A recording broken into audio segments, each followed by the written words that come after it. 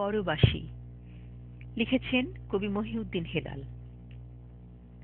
এখানে সব আছে, তবু মনে হয় কিছু নাই। আছে জীবনের ছড়াছড়ি, আসলে প্রাণ নাই। কণ্ঠে কণ্ঠে বাজে গান, নাই তাল নাই সুর। প্রাণের মেলা যেন দূর হতে বহু দূর। রাখালিয়া বাঁশি নাই, নাই বাউলের এক তারা। দিগন্তে ভাসে না ভাটিয়ালি সুরধারা। এখানে প্রকৃতি ৬ ঋতুতে সাজে না। বৈশাখী মেলা নাই, তাই ঢাক ঢোলও বাজে না।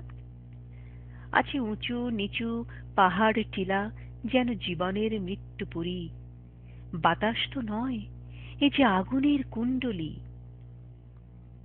বটের ছায়া নাই, শাপলা শালুকের নাই সমাহার। ফুলে ফুলে মধুকর, সে কি দৃশ্য মনোহর। ধান নদী খাল নাই, নাই পাখিদের কলরব। কৃত্রিম পুষ্পে সাজে বর বধূ উৎসব। টগবগে রূপরসে রমণীর হৃদয়টা প্রেমহীন। বাংলার ললনারা মমতার আঁচলটি পেতে দেয় রাত দিন।